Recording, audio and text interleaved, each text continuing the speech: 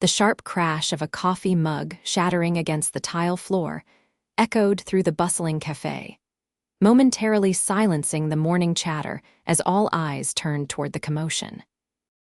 Zamora looked up from the job application he'd been filling out, his pen freezing mid-signature as he saw a tall man in an expensive suit looming over a woman who was kneeling to collect the scattered ceramic pieces. "Are you actually this incompetent?" The suited man sneered, making no move to help. "You just ruined my Ferragamo shoes. Do you have any idea how much these cost?" Finn glanced at his 7-year-old daughter Mia, who sat across from him coloring quietly in her worn activity book. "Stay here, sweetheart." "I'll be right back," he whispered, giving her small hand a squeeze before standing. The woman on the floor kept her head down, honey blonde hair falling forward to shield her face as she quickly gathered the broken pieces. "I'm so sorry, sir."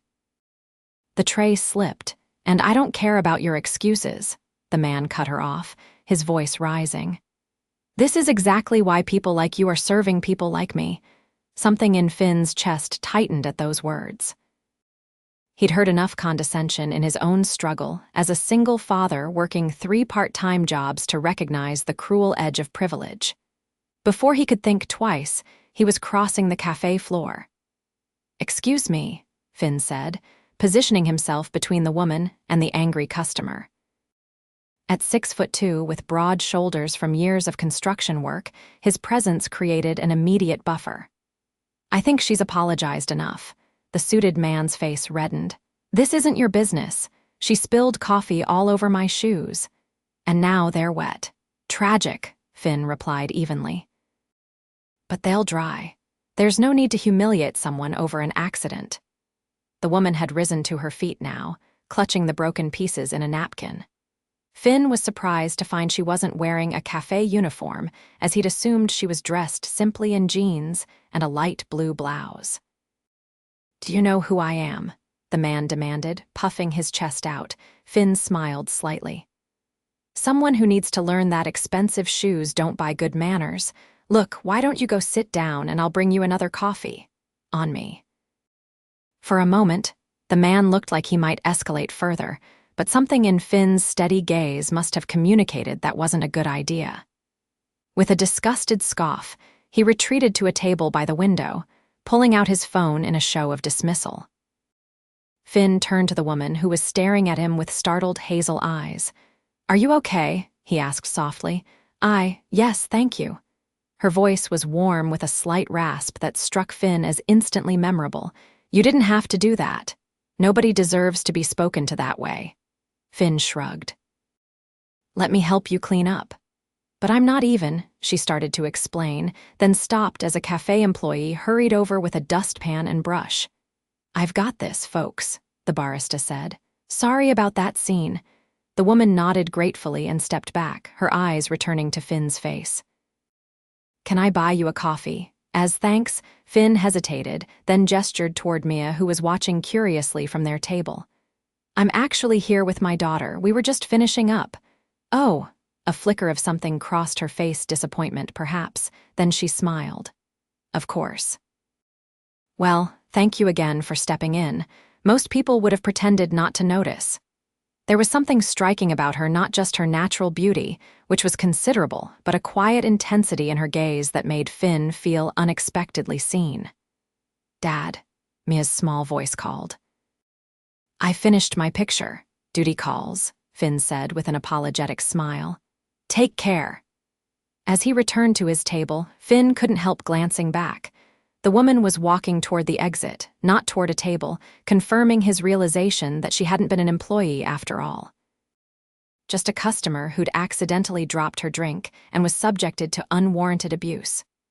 "Who was that lady, Dad?" Mia asked, holding up her colorful drawing of what appeared to be a unicorn riding a skateboard. "Just someone who needed a little help."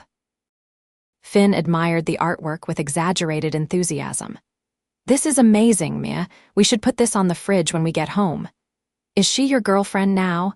Mia asked with the directness only a 7-year-old could muster. Finn laughed, though it came out slightly strained. "No, honey.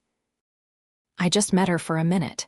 but you smiled at her. You don't smile at lots of people. Finn collected their things, tucking Mia's drawing carefully into his worn backpack. That's because I save my best smiles for you. He tapped her nose gently. Come on, we need to drop off this application and then get you to school. As they stepped outside, Finn was surprised to see the woman again. She was standing beside a silver Audi, seemingly searching for something in her purse. Their eyes met briefly across the parking lot, and she raised a hand in a small wave. Finn returned the gesture, feeling a strange flutter in his chest that he quickly dismissed. Life didn't offer much room for chance encounters or fleeting connections, not when he had bills to pay, a daughter to raise, and the constant pressure of making ends meet. Whatever brief spark he might have felt would have to remain just that brief. Little did he know that Lydia James was watching him walk away, already pulling out her phone to call her assistant. The apartment was quiet except for the rhythmic sound of the leaking faucet Finn still hadn't found time to fix. He sat at the kitchen table, spreadsheets and bills scattered before him, calculator in hand. The numbers refused to cooperate, as they had for months now. Ever since the construction company he'd worked for went bankrupt last year, he'd been piecing together income from driving for a rideshare service, weekend handyman work, and evening shifts at a warehouse. It was enough to keep them afloat barely, but the constant hustle left little time for anything else, including sleep. The digital clock on the microwave showed 11:42 p.m. Finn rubbed his tired eyes and glanced toward the hallway where Mia slept peacefully, surrounded by the second-hand stuffed animals he'd carefully collected from thrift shops over the years. Each one had a name and elaborate backstory she'd created. His phone buzzed with a notification. Another bill reminder. Finn sighed and picked up his coffee mug, only to find it empty. As he stood to make another cup, a knock at the door startled him. Finn frowned, checking the time again. No one visited their modest third-floor walk-up this late, especially on a weeknight. Cautiously, he approached the door and looked through the peephole, his breath caught. It was the woman from the café. Finn hesitated, then unlatched the chain and opened the door halfway. "How did you find where I live?" he asked, confusion and wariness evident in his voice. The woman looked different now, more polished in tailored black pants and a cream blouse, her hair swept into an elegant knot. She appeared equally surprised to see him. "I'm so sorry, I didn't realize this was your apartment," she said quickly. "I'm actually looking for the building superintendent." There's been a mix-up. Finn's confusion deepened. At midnight, she bit her lip. "It's complicated. I recently purchased this building and I was told the superintendent lived in 3C. I wanted to discuss some urgent repairs. You purchased the building." Finn repeated slowly, processing this information. "This building, where we're standing right now," she nodded, extending her hand. "I'm Lydia James. I should have introduced myself properly." Finn shook her hand automatically, still trying to comprehend the situation. "Finn Zamora." "We met this morning." "Yes, my coffee knight in shining armor," she said with a small smile. "I truly didn't know this was your apartment. I'm not some stalker, I promise." Finn leaned against the doorframe, suddenly acutely aware of his faded t-shirt and the apartment's shabby appearance visible behind him. "The super is in 3B, not 3C, Mr. Gonzalez." "That explains it." Lydia shifted her weight slightly. "I'm sorry to have disturbed you so late." "It's fine." Finn paused, curiosity getting the better of him. "So you buy apartment buildings and then visit the superintendents at midnight?" Lydia laughed softly, the sound warming something inside him. "Not typically, no. I own a real estate development company. We acquire properties to renovate and improve. This building has good bones, but needs work starting with fixing that boiler that keeps breaking down." Finn couldn't help but smile. "You'd be very popular around here if you managed that. We've been without hot water 3 times this month alone." A comfortable silence settled between them, broken only by the distant sound of traffic outside. Finn found himself noticing details he'd missed earlier, the slight dimple in her left cheek when she smiled, the intelligent warmth in her eyes. "Well," she finally said, "I should let you get back to your evening. It was nice seeing you again, Finn." "Likewise," he replied, surprised to find he meant it. As she turned to leave, Finn called after her, "Just out of curiosity, are you planning to raise the rent after these renovations?" Lydia paused, turning back. "That's not my plan, no. Why do you ask?" Finn gestured vaguely to his apartment. "Single dad juggling jobs. Rent hikes are kind of my kryptonite." Something in her expression softened. "I'm not that kind of developer. We focus on improving living conditions while keeping housing affordable. It's actually why I bought this building. It needs help, but the community is strong." "That's refreshing to hear," Finn said honestly. Lydia studied him for a moment. "You know, we're looking for a resident manager for this building. Someone who lives on site, understands the community, has some maintenance skills. The position comes with reduced rent." Finn straightened. "Seriously? The hours are flexible, perfect for someone with other commitments." She reached into her purse and extracted a business card. "If you're interested, call my office tomorrow." Finn accepted the card, his fingers brushing against hers briefly. "I will, thank you." After she left, Finn stood in his doorway for a long moment, examining the embossed card with its minimalist design. Lydia James, CEO, Cornerstone Development. CEO. Not just any real estate developer, then. Finn returned to his kitchen table, but the bills before him suddenly seemed less oppressive. He placed the business card carefully on top of them, a small beacon of possibility in the late-night quiet. The next morning brought chaos as Finn rushed to get Mia ready for school. She'd spilled orange juice on her favorite shirt, necessitating a last-minute outfit change that threatened to derail their entire schedule. "But I want to wear the unicorn one," Mia protested, lower lip trembling. "It's soaking wet, sweetie. How about the butterfly shirt instead?" Finn negotiated, already calculating how late they'd be. "The butterfly is for Thursdays. Today is Tuesday." Finn bit back a sigh. "Right, very important shirt scheduling. What's Tuesday again?" "Dinosaurs or space," Mia informed him seriously. "Ah, of course." Finn rummaged through her drawer and triumphantly produced a shirt with planets scattered across it. "Space it is." Crisis averted, they made it out the door only 10 minutes behind schedule. After dropping Mia off at school with a kiss and a promise to pick her up on time, Finn sat in his aging Honda and pulled out Lydia's business card. It felt like a lifeline, but also somewhat unreal. Why would someone like her, a CEO who purchased entire buildings, offer him a job after just 2 brief encounters?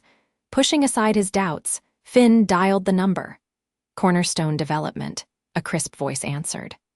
"Hi, I'd like to speak with Lydia James, please. My name is Finn Zamora." "May I ask what this is regarding?" Finn hesitated. She offered me a position as a resident manager." "One moment, please." The wait stretched uncomfortably before the line clicked. "Mr. Zamora," it was Lydia's voice. "I'm glad you called." "You remember offering me a job at midnight then?" Finn asked, relieved. A warm laugh came through the line. "I do, and I meant it. Could you come by our office today for a proper interview, say 11 o'clock? Finn checked the time. He had a rideshare shift scheduled, but he could reschedule it. "I'll be there." After getting the address, a downtown office in one of the city's sleeker buildings, Finn ended the call and sat for a moment, processing. If this worked out, it could change everything. Steady income, reduced rent, flexible hours to be with Mia. It seemed too good to be true. And in Finn's experience, things that seemed too good to be true usually were. The Cornerstone Development offices occupied the 22nd floor of a glass and steel tower that made Finn feel distinctly out of place in his best button-down shirt and only pair of non-faded jeans. The receptionist directed him to a conference room where Lydia was waiting, looking effortlessly professional in a tailored navy dress. "Finn, thank you for coming," she greeted him, extending her hand. Her smile seemed genuinely pleased to see him. "Thanks for the opportunity," he replied, hoping his nervousness wasn't obvious. "Please sit." She gestured to the chair across from her at the polished table. "I realize I didn't give you much information last night, so let me explain what we're looking for." For the next hour, Lydia outlined the resident manager position handling minor repairs, coordinating with contractors for larger issues, being the first point of contact for tenant concerns, and generally maintaining the building's day-to-day operations. The compensation was better than Finn had expected, and the flexible schedule would allow him to be home when Mia returned from school. "So," Lydia concluded, "what do you think? Is this something you'd be interested in?" "Absolutely," Finn said without hesitation. "It sounds perfect, actually." Lydia nodded, looking pleased. "I think you'd be excellent for this role. Your construction background is exactly what we need, and the fact that you already live in the building and understand the community is invaluable." Finn's brow furrowed slightly. "How did you know about my construction background?" A flicker of something embarrassment perhaps crossed Lydia's face. "I may have done a bit of research after our café encounter. Professional habit when considering someone for a position. That's thorough," Finn remarked, unsure whether to be impressed or concerned. "Too thorough?" Lydia asked perceptively. "I apologize if it seems invasive. In my position, I've learned to be diligent about who I bring into my projects." Finn considered this. "I understand. Though most people just ask for a resume. Would you believe me if I said I was impressed by what you did at the café? It showed character, stepping in for a stranger when it wasn't your problem."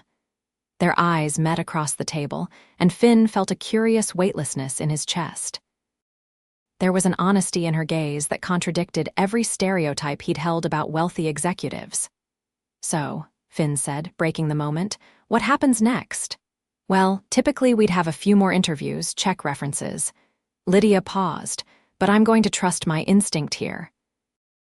"If you want the job, it's yours. You can start next week." Finn blinked in surprise. "Just like that?" "Just like that," she confirmed. "Sometimes the right decision doesn't need to be complicated." After discussing a few more details and signing preliminary paperwork, Finn left the office feeling slightly dazed. In the elevator down, he checked his phone to find 3 missed calls from his rideshare app's dispatch service, reminding him of trips he'd canceled. For the first time in months, the notification didn't fill him with anxiety. As he stepped outside, his phone rang again. This time it was his sister, Carmen.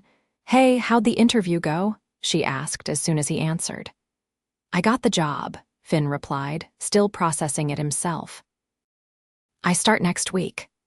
"That's amazing, but it all seems a bit convenient, doesn't it? You meet a woman who happens to own your building and immediately offers you a job," Finn frowned. "You think there's something fishy about it. I think it's unusual," Carmen said carefully. "Just be smart, okay? Don't sign anything without reading it thoroughly." "When did you become so cynical?" Finn asked, though his sister's concern had planted a small seed of doubt. "When I watched my brother work himself to exhaustion for a year trying to keep it all together," she replied softly. "I just don't want to see you disappointed." After they hung up, Finn stood on the sidewalk, watching the busy flow of downtown traffic. Carmen's words echoed in his mind, mixing with his own lingering questions about Lydia's unexpected interest in him. There was only one way to find out if this opportunity was genuine. He would have to take the chance. The next week passed in a blur of orientation sessions, training meetings, and increasingly frequent encounters with Lydia. While she maintained a professional demeanor during their official interactions, Finn couldn't help noticing how often she found reasons to be personally involved in his training explaining systems, introducing him to contractors, even helping him set up his new maintenance request app on his phone. Each time they were together, Finn found himself more drawn to her quick intelligence and unexpected humor. She wasn't at all what he'd expected from someone in her position. "You seem surprised every time I make a joke," Lydia remarked on Friday afternoon as they walked through the building's basement, inspecting the newly repaired boiler system. Finn smiled sheepishly.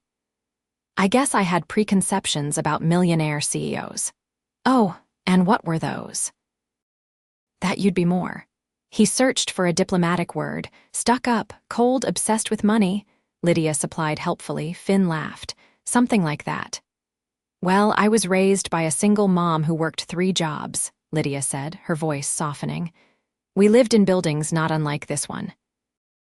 I never forget where I came from. Finn studied her in the dim basement light, reassessing everything he'd assumed about her. How did you go from there to? He gestured vaguely to indicate her current success. A scholarship, student loans, an entry-level job at a development firm, and a lot of sleepless nights, she answered. Then I saw an opportunity to do things differently, renovate buildings without displacing the existing communities. It turns out there's actually a market for ethical development. They had stopped walking, standing now in the quiet basement corridor, the distant hum of the boiler the only sound.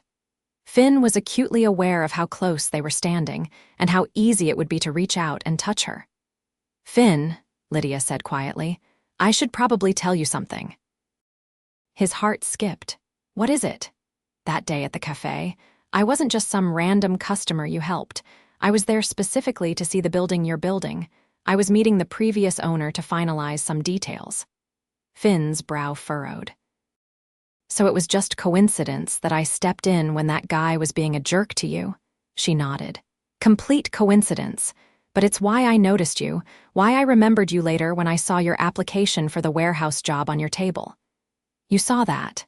I did. And when I looked into purchasing this building and saw your name on the tenant list, it felt like... She paused, seeming to search for the right words. Like the universe was suggesting something. Finn wasn't sure how to respond to this revelation. On one hand, it explained her interest in him. On the other, it made their entire connection feel less personal. I hope that doesn't change how you see this opportunity, Lydia continued, watching his reaction carefully.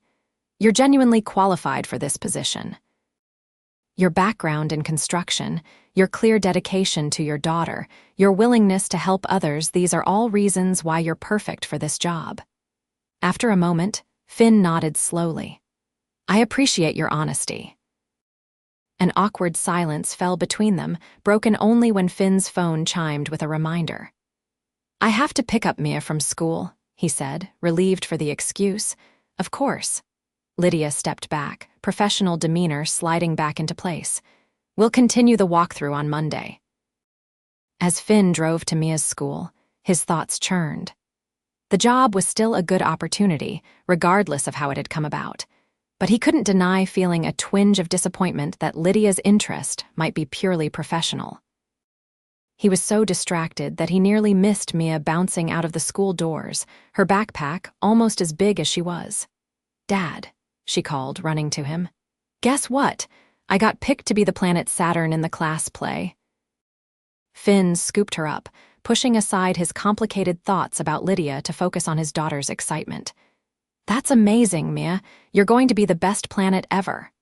I get to wear a ring around me, she informed him seriously. Mrs. Peterson says we need to make it at home. Can we do that this weekend? Absolutely, Finn promised, helping her into the car. We'll create the most spectacular rings Saturn has ever seen. As they drove home, Mia chattered about her day, and Finn found himself smiling despite his confusion about Lydia. His daughter's happiness, their time together, was what truly mattered. Everything else was secondary. Yet, as they pulled into their building's parking lot, Finn couldn't help scanning the area for any sign of a silver Audi. Saturday morning found Finn and Mia surrounded by cardboard, glitter, and craft supplies spread across their small living room floor. They had been working on Saturn's rings for nearly 2 hours, and both father and daughter were speckled with glitter that would likely remain embedded in the carpet for months to come. Do you think real Saturn is this sparkly? Mia asked, carefully gluing another sequence to the cardboard ring. Probably not, Finn admitted, But yours is definitely more stylish than the real thing. A knock at the door interrupted their crafting session. Finn stood, brushing glitter from his jeans, and opened the door to find Lydia standing there in casual clothes jeans and a simple sweater that made her look younger and somehow more approachable. "Hi," she said, seeming almost nervous. "I hope I'm not interrupting anything." Before Finn could respond, Mia appeared beside him, covered in glitter from head to toe. "Whoa, you're pretty," she declared, staring up at Lydia. Lydia blinked in surprise, then smiled warmly. "Thank you. You're very pretty too, especially with all that sparkle. I'm Lydia." "I'm Mia." "I'm 7 3/4. Are you Dad's girlfriend?" she asked with the directness only children can muster. "Mia," Finn groaned, feeling heat rise to his face. "Miss James is my boss. Remember I told you about my new job?" "Oh," Mia seemed to consider this. "But you could still be his girlfriend.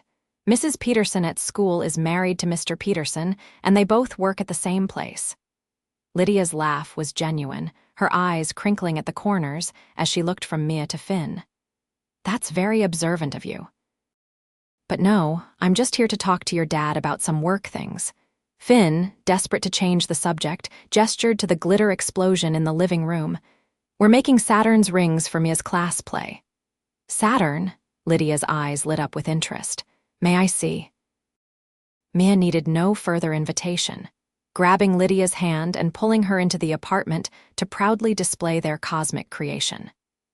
Finn watched in amazement as Lydia knelt beside the craft project, seemingly unbothered by the glitter now attaching itself to her expensive-looking jeans. "This is impressive," she said, examining the rings with genuine interest. "But you know what might make it even more spectacular? If we added some different layers to give it more dimension." "Like how?" Mia asked, immediately engaged. For the next hour, Finn found himself watching as Lydia helped transform their simple cardboard rings into a multi-layered masterpiece, using techniques Finn would never have thought of. She was patient with Mia's endless questions, thoughtful in her suggestions, and completely present in a way that made Finn's chest tighten with an emotion he wasn't ready to name. When they finally completed the project, Mia insisted on trying it on, parading around the apartment as the most beautiful Saturn in the whole universe. "She's amazing," Lydia said quietly, standing beside Finn as they watched Mia twirl. "You've done a wonderful job with her." "It hasn't been easy," Finn admitted. "Her mom left when she was 2. It's been just the 2 of us since then." Lydia nodded, understanding in her eyes. "That's a heavy load to carry alone. Worth every minute." Finn smiled as Mia attempted to do a cartwheel while wearing her planetary rings, resulting in a tangle of cardboard and giggles. "Though I do worry about everything she's missing by not having a mom around." "From what I can see, she's not missing anything essential," Lydia said. "She's confident, creative, and clearly adored." Finn turned to look at her, struck by the sincerity in her voice. "Thank you for saying that, and for helping with the rings. I'm sure this wasn't how you planned to spend your Saturday." "Actually," Lydia said, a slight flush coloring her cheeks, "I came by hoping to ask you something, but it can wait." "What is it?" She hesitated, then seemed to make a decision. "I was wondering if you and Mia might like to join me for dinner tonight. There's a great pizza place nearby with an arcade attached, very kid-friendly." Finn studied her, trying to read her intentions. "Is this a work dinner?" Lydia met his gaze steadily.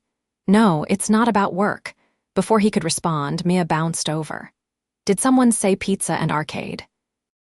"Can we go, Dad? Please?" Finn looked between his hopeful daughter and Lydia's slightly nervous expression.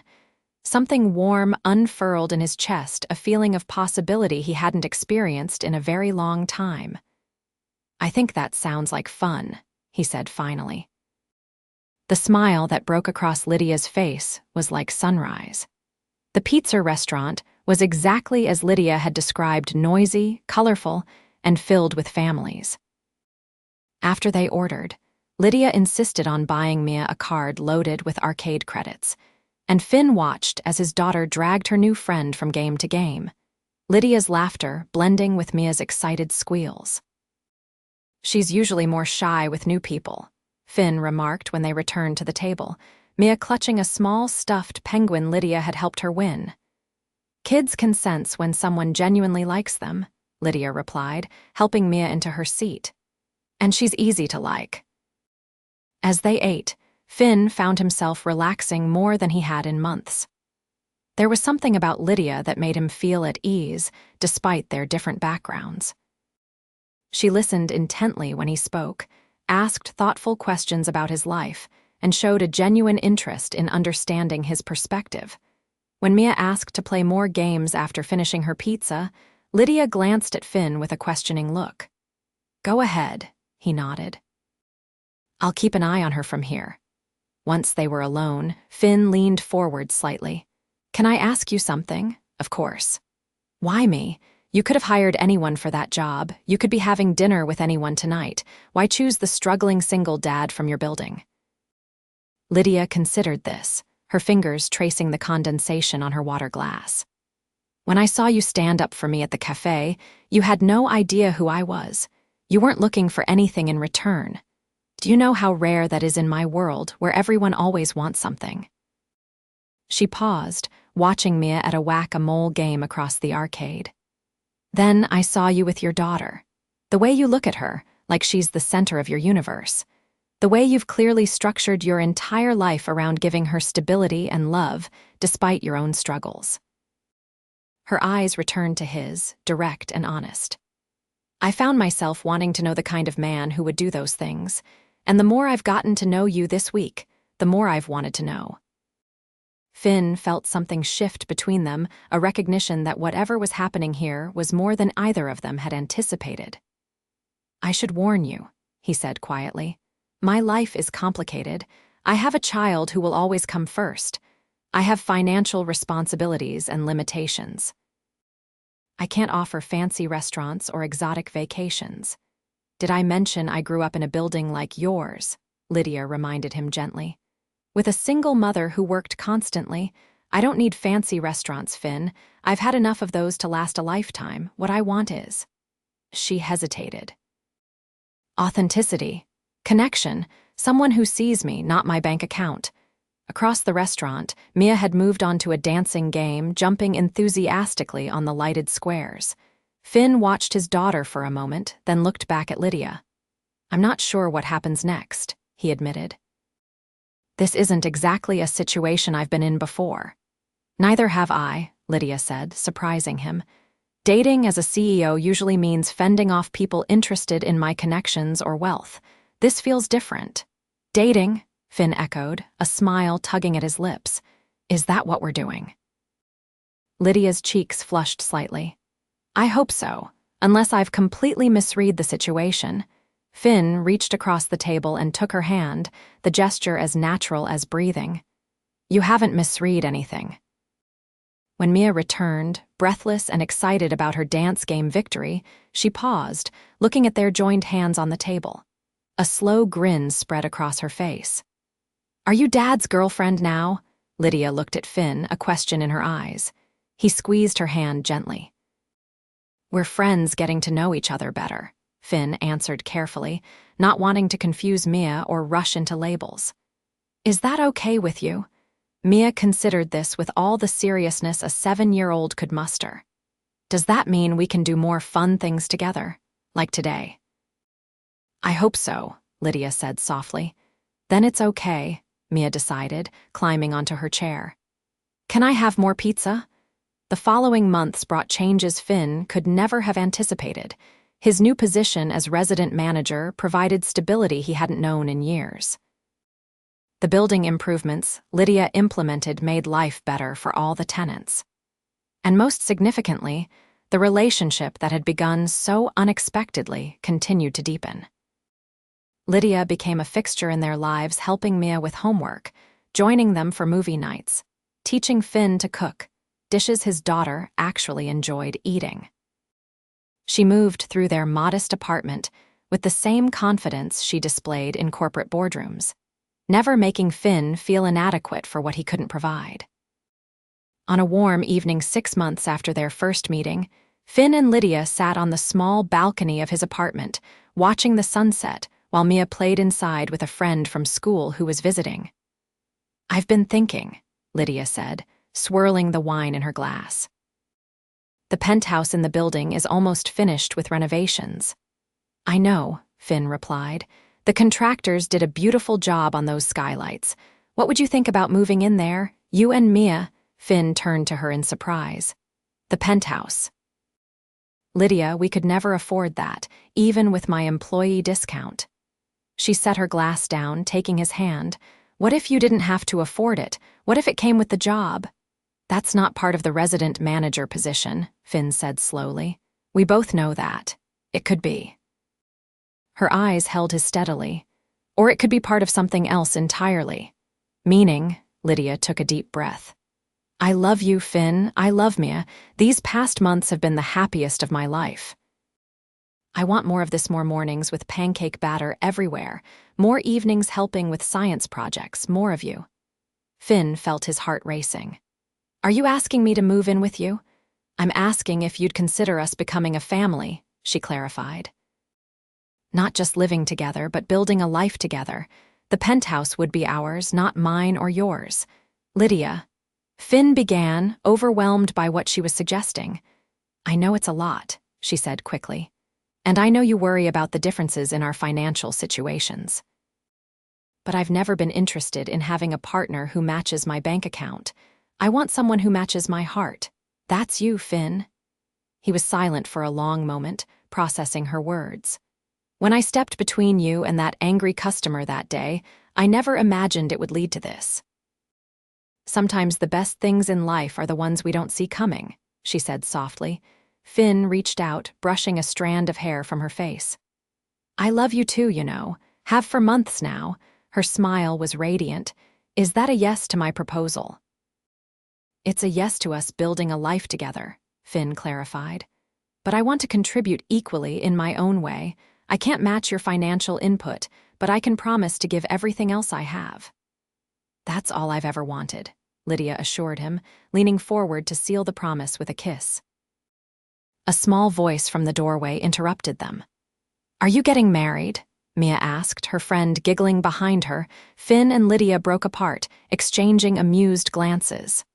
"Not yet," Finn answered honestly, "but we are going to be living together, if that's okay with you."